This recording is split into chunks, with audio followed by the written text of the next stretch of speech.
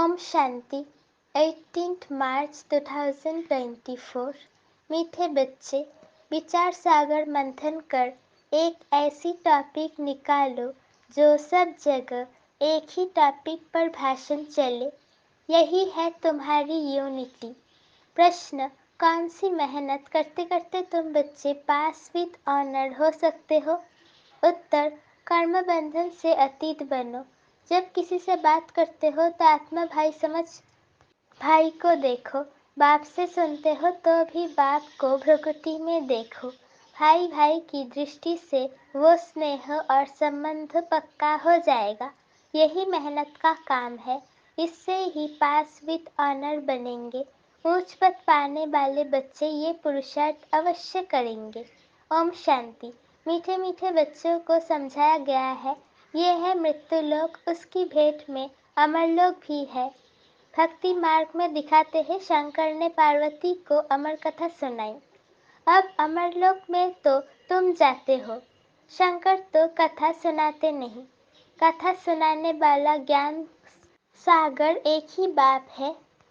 शंकर कोई ज्ञान सागर नहीं जो कथा सुनाएंगे। ऐसी ऐसी बातों पर तुम बच्चों को समझाना है।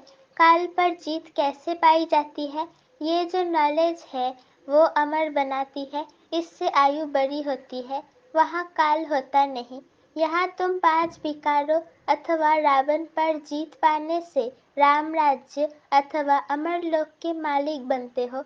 मृत्यु लोक में है रावण राज्य, अमरलोक में है राम राज्य।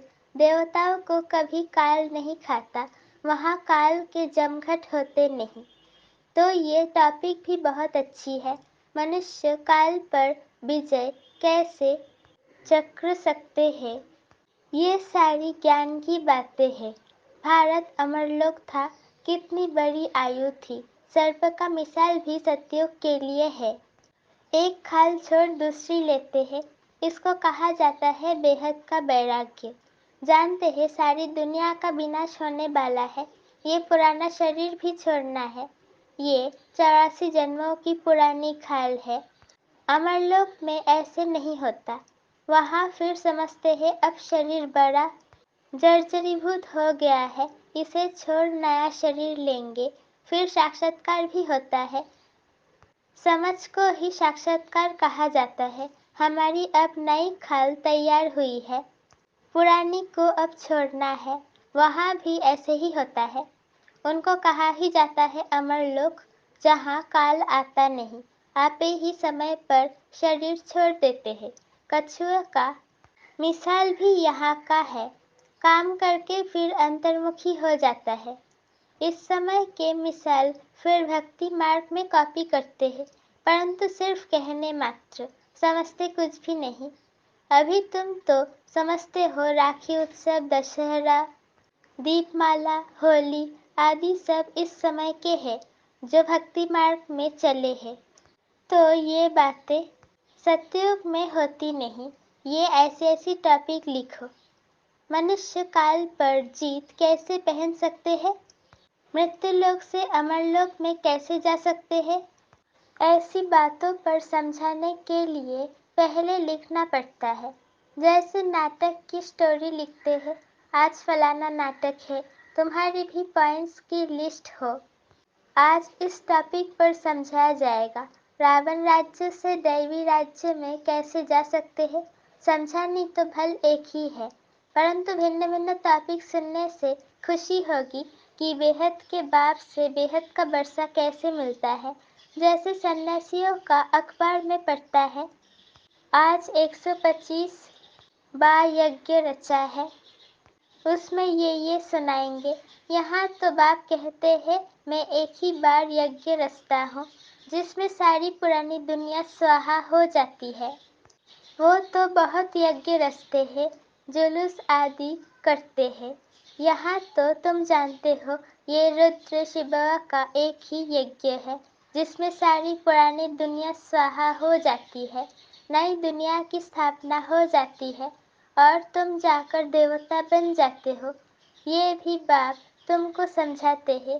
रचयिता बाप ही आकर अपना और रचना के आदि मध्य अंत का सारा नॉलेज देते हैं और राजयोग भी सिखाते हैं। सतयुग में है ही पवित्र देवताएं, वो राजाई भी करते हैं। उसको कहा जाता है आदि सनातन देवी देवता धर्म। ये भी टॉपिक रख सकते हो कि आदि सनातन सत्ययुगी देवी देवता धर्म की स्थापना कैसे हो रही है, विश्व में शांति कैसे स्थापन होती है, आकर समझो। परमपिता परमात्मा के सिवाय विश्व में शांति स्थापन करने की राय और कोई दे नहीं सकते। राय देने वाले को भी प्राइज मिलती है। विश्व में शांति स्थापन करने की प्राइज कैसे और कौन देते हैं, ये भी टॉपिक है। ऐसे विचार सागर मंथन कर टॉपिक निकलनी चाहिए। ऐसा प्रबंध हो जो सब जगह एक ही टॉपिक हो, सबका कनेक्शन रहेगा। ऐसी लिस्ट बनाकर पहले इशारा दे देना चाहिए, फिर समाचार दिल्ली में आना चाहिए। सबको मालूम पड़ जाए कि सब जगह ऐसा भाषण चला। इसको कहा जाता है यूनिटी। सारी दुनिया में डिसयूनिटी है।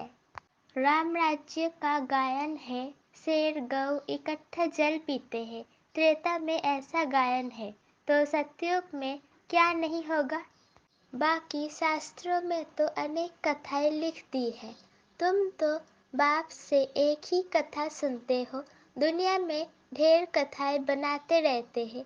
द्वापर से लेकर कलयुग तक जो भी शास्त्र आदि चलते हैं, वहाँ तो वो होते नहीं।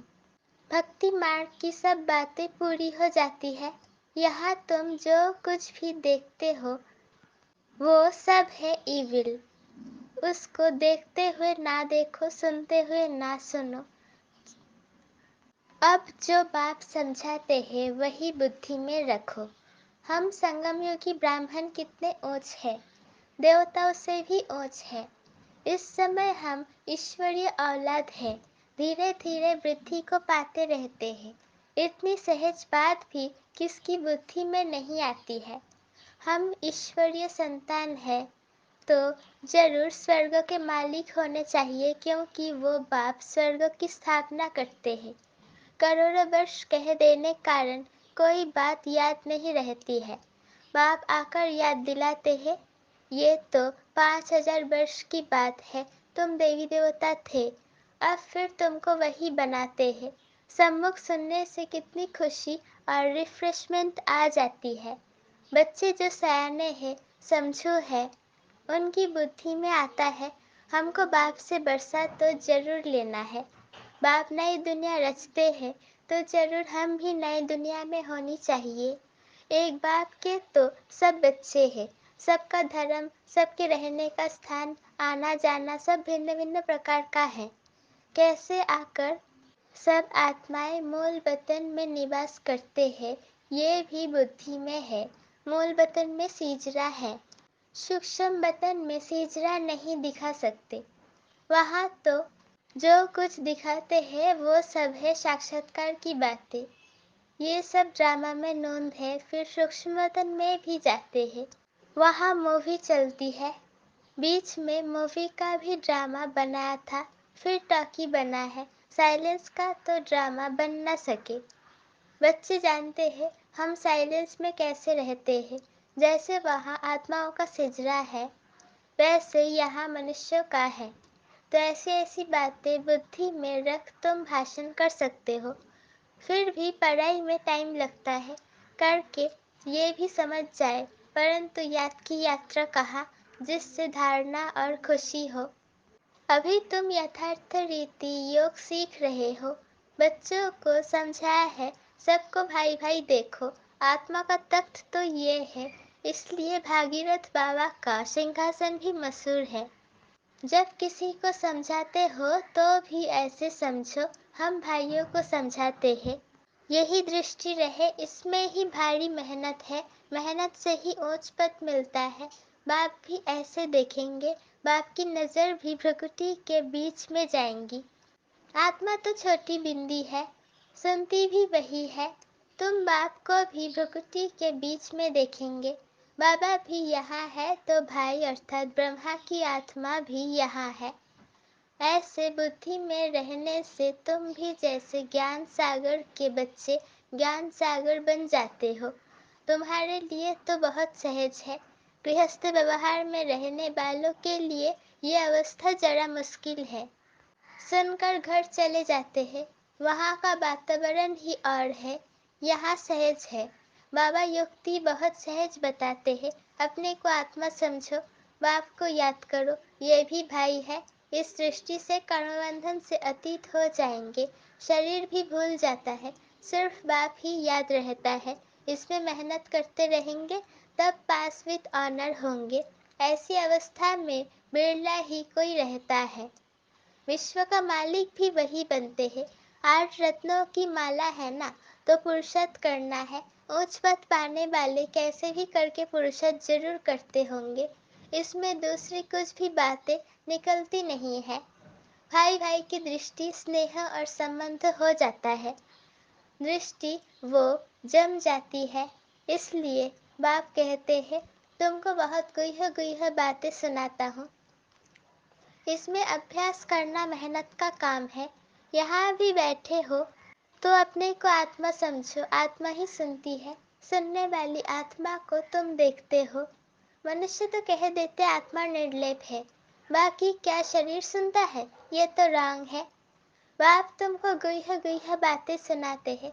मेहनत तो बच्चों को करनी है।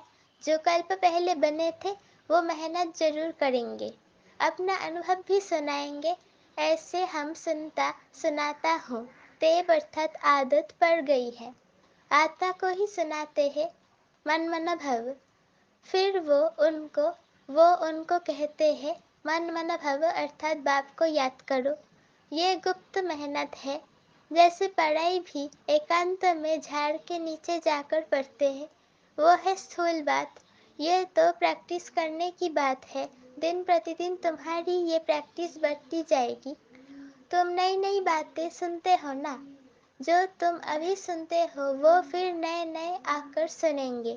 कोई कहते हैं हम देरी से आए हैं। अरे तुम तो और ही फर्स्ट क्लास गुह्य गुह्य बातें सुनते हो, जो पुरुषार्थ करने से ही उच्च पद मिलता है। और ही अच्छा, माया तो पिछाड़ी तक छोड़ती नहीं है। माया की लड़ाई चलती रहेगी जब तक तुम जीत पहनो, फिर अनायास ही तुम चले जाएंगे। जो जितना याद करेंगे समझेंगे। हम जाते हैं बाप के पास, शरीर छोड़ देते हैं। बाबा ने देखा है ऐसे ब्रह्म में लीन होने का लक्ष्य रखने वाले जब शरीर छोड़ते हैं तो सन्नाटा हो जाता है। बाकी मोक्ष तो कोई पाता नहीं है, ना वापिस ही जाते हैं। नाटक में तो सब एक्टर्स चाहिए ना, अंत में सब आ जाते हैं। जब एक भी नहीं रहेगा तब वापिस जाएंगे। जो भी मनुष्य मात्र है सब चले जाएंगे, बाकी थोड़े बचेंगे। वो कहेंगे सबको सी ऑफ किया।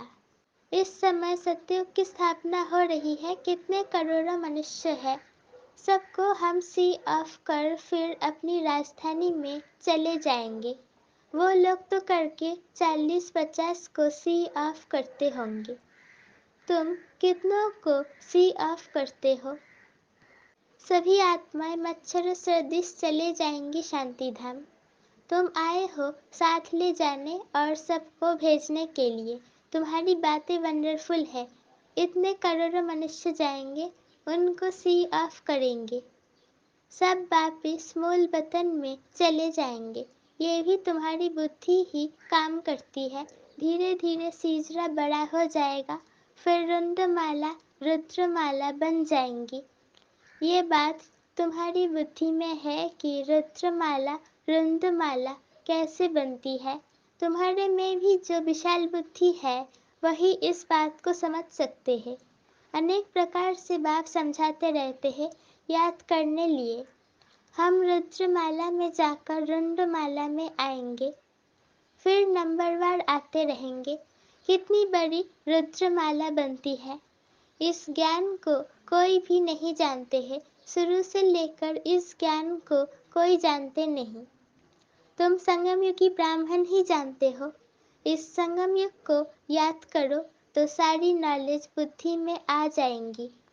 तुम हो लाइट हाउस, सबको ठिकाने पर लगाने वाले। तुम कैसे अच्छे लाइट हाउस बनते हो, ऐसी कोई बात नहीं जो तुमसे लागू ना होती हो। तुम सर्जन भी हो, सराफ भी हो, धोबी भी हो। सभी खूबियाँ अर्थात विशेषताएं तुम्हारे में आ जाती है, महिमा तुम्हारी भी हो जाती है, परंतु नंबरवार पुरुषार्थ अनुसार। जैसे जैसे कर्तव्य करते हो ऐसा ऐसा गायन होता है। बाप तो डायरेक्शन देते हैं, उस पर विचार करना, सेमिनार करना तुम बच्चों का काम है। बाबा कोई मना नहीं करते हैं। अच्छा, बहुत सुनाने से क्या फायदा, बाप कहते हैं मन मना भव। बाबा तुम्हें कितना तड़ाबती माल खिलाते हैं। अच्छा, मीठे मीठे सिके लधे बच्चों प्रति माता पिता बाप दादा का याद प्यार और गुड मॉर्निंग। रूहानी बाप की रूहानी बच्चों को नमस्ते। हम रूहानी बच्चों की रूहानी माता पिता बाप दादा को याद प्यार गुड मॉर्निंग और नमस्ते। शुक्रिया बाबा, शुक्रिया। धारणा के लिए मुख्तसर पहला पॉइंट, सदा नशा रहे कि हम संगम युगी ब्राह्मण देवताओं से भी ऊंच है, क्योंकि अभी हम ईश्वरीय औलाद है। हम मास्टर ज्ञान सागर है। सभी खूबियाँ इस समय हमारे में भर रही है। दूसरा पॉइंट, जो बाप समझाते हैं वही बुद्धि में रखना है, बाकी कुछ भी सुनते हुए ना सुनो, देखते हुए ना देखो।